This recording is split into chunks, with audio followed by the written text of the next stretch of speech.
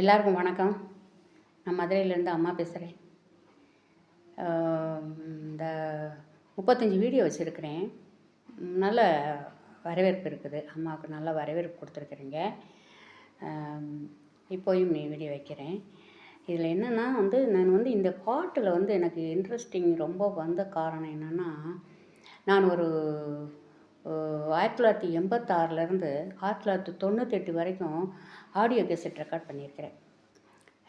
Recording சென்டரில் வேலை பார்த்துருக்குறேன். அப்போ அந்த ஆடியோ கேசட்டுன்னா பழைய காலத்து பாட்டிலேருந்து எம்கே தியாகராஜா பாவதர் பாடத்துலேருந்து இப்போ வரைக்கும் பழைய பாட்டு, பக்தி பாடல், எல்லா பாடல் ரெக்கார்டிங் சென்டர்னால் எல்லாம் பதிய வேண்டியிருக்கும் இல்லையா. ஹிந்தி பாடல்கள்லாம் நான் சூப்பராக பதிஞ்சிருக்கிறேன். எனக்கு அதனுடைய பேர் அந்த இதெல்லாம் தெரியாட்டிலும் அவங்க லிஸ்ட்டில் கொடுப்பாங்களா, அப்படியே அந்த கேசட் கவர் எடுத்து பார்த்து அப்படியே போட்டுருவேன். அதனால் அது எத்தனை வருஷம் பார்த்துருக்கேன்னா 13 வருஷம் பார்த்துருக்கேன் இல்லையா. அதனால் ஒரு 3 மாதம் கொஞ்சம் அது ஓனர் தான் கற்றுக் கொடுத்தாரு. அது கற்றுக் கொடுத்து ஒரு மாதம், அப்புறம் 2 மாதம் ரிட்டன் வந்துச்சு. ஒரு 3 மாதம் வரையிலும் கேசட் தப்பு, அந்த பாட்டு பாதியில் நிப்பாட்டிட்டாங்க, இந்த பாட்டு மியூசிக் சரியில்லை, இந்த பாட்டுக்கு பேச சரியில்லைன்னு வந்துக்கிட்டே இருந்துச்சு. ஒரு 3 மாதம் 2 மாதம் முழுசு வந்துச்சு.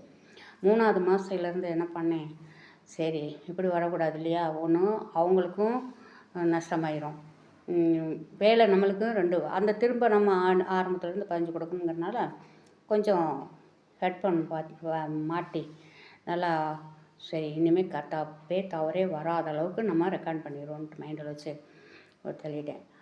இது ஆரம்பத்தில் நான் சேர்ந்த ஆரம்பத்தில் ஒரு 3 மாதத்துலேயே நல்லா கற்றுக்கிட்டு ரெக்கார்ட் பண்ணிட்டேன். ரெக்கார்டுனா இந்த கேசட் போடணும். ஒரு மாதத்துக்கு கேசட் போட்டு மேலே ஒரு பார்ட்டி கேசட் கொடுத்துருப்பாங்க. அந்த பாட்டை ரிவ்யூ பண்ணி அது பெரிய ஆணியாக இருக்கும் யூக்ளஸர் பெட்டி.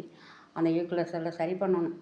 ஒருத்தவங்க பேஸு கேட்பாங்க, ஒருத்தவங்க எக்கோ கேட்பாங்க, ஒருத்தவங்க சில்நாய்ஸ் கேட்பாங்க, ஒருத்தர் காதல் தோல்வி பாட்டு கேட்பாங்க, ஒருத்தர் கொள்கை பாட்டு கேட்பாங்க, இப்படி அவங்க டேஸ்ட்டுக்கு அவங்க என்ன லிஸ்ட்டில் எழுதி விட்றாங்களோ அந்த படி ரெக்கார்ட் பண்ணி கொடுத்துருவேன்.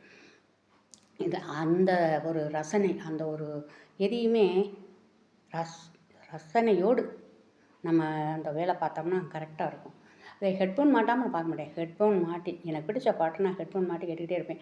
அடுத்த டேக்கு ஓடிடும், அங்கே பார்ப்பேன். அப்படியே அந்த நான் பாட்டு முடியும் போது டக்குன்னு சுவிட்ச் ஆஃப் பண்ணிவிட்டு அடுத்த பாட்டு எடுத்து விட்டுருவேன். அதெல்லாம் ரொம்ப பெரிய விஷயம். அதெல்லாம் தேடும்போது, அந்த ரெக்கார்டுகள் தேடும்போது அந்த வால்யூம் கரெக்ட் பண்ணி ஒவ்வொருத்தங்களாம் கேட்பாங்க எக்கோ பதியணும். அதுக்கு அடுத்த மாதிரியே பேஸ்டபிள், அந்த சில்நாய்ஸு, அதுக்கு பொருத்தமாக அந்த யூக்ளஸர்களை அவங்க கேட்குற மாதிரி யூக்ளஸர்களை சரி பண்ணணும். அப்போ தான் அதை அவங்க கேட்குறது வரும், எஃபெக்ட் வரும். அந்த மாதிரி என்ன பண்ணோன்னா அப்புறம் எக்கோ கேட்கும்போது என்ன செய்வாங்க, சூப்பர் பாட்டு முருகன் பாட்டெல்லாம் பாட்டினா எக்கோ கேட்டுருவாங்க. நல்லா இருக்கும். அது என்ன சொல்கிறது, கேட்குறதுக்கு ரொம்ப நல்லாயிருக்கும். உள்ளம்பூருகுதையா முருகா உன்னலில் காங்கையிலே பாட்டுக்கெல்லாம் எக்கோ நல்லா இருக்கும். டிஎம்ஸ் குரலுக்கும் சூப்பராக இருக்கும். அது மாதிரி சினிமா பாட்டுக்கும் எக்கோ கேட்பாங்க. அந்த மாதிரி பக்குவமாக பதிஞ்சு கொடுத்து ஓட்டியாச்சு. அந்த ஹிந்தி பாட்டில் கேட்பாருங்களேன். ஹிந்தி பாட்டில் என்னது பாபி, ஆராதனா, ஏக்தே ஜோக்கிலியே, பாஜிகர், ஜூலி, யாதவ் இங்கே பாரத்து, இந்த மாதிரி இந்த ஹம் ஆப்கே கேம் அப்படின்னு ஒரு இது வருதுல, எஸ்பி பாட்டு 12 13 பாட்டு அவராக படிச்சிருப்பார். அந்த படம்லாம் எங்கள் மதுரையில் சுந்தரம் தேட்டரில் 2 வருஷம் ஓடிச்சு அந்த ஹிந்தி படம். பார்க்காதவங்களாம் போய் பார்த்தோம். நாங்களும் எங்கள் வீட்டுக்காரர் 2 தடவை பார்த்தோம்னா பாருங்களேன், வேர்ட்ஸு புரியாட்டெல்லாம் நல்லா இருக்குது படம் பார்க்குறதுக்கு அப்படின்னுட்டு. நல்லா அந்த மாதிரி பதிவேன். அதாவது அந்த ஹிந்தி பாட்டெல்லாம் எனக்கெல்லாம் ஹிந்தி பாட்டெல்லாம் அதனுடைய வார்த்தைகள் புரியாட்டெல்லாம் ரசிப்பேன்.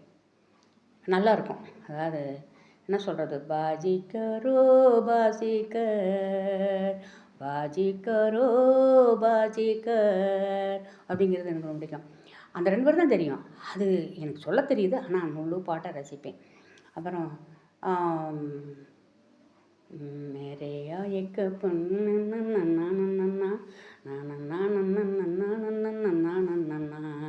ஜல்தியா ஓ ஜல்தியா ஜல்தியா ஓ ஜல்தியா அப்படிங்கிற பாட்டு, அந்த பாட்டு.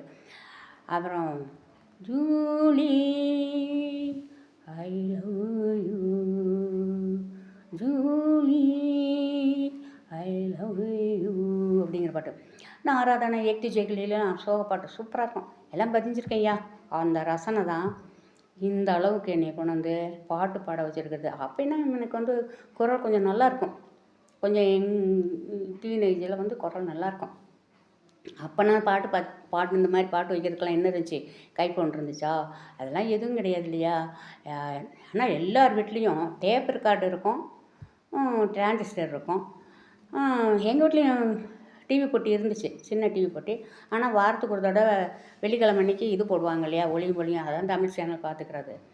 மற்றபடி பாட்டு கேட்குறதுனா ரெக்கார்டு கேசட்டு போட்டு ரெக்கார்ட் பாட்டு, அப்புறம் டிரான்சிஸ்டர் போட்டு இலங்கை வானொலி நிலையத்துலலாம் அப்படி பாட்டாக போடுவாங்க, பழைய பாட்டு. அப்படியே அந்த காலம் ஓடிச்சு.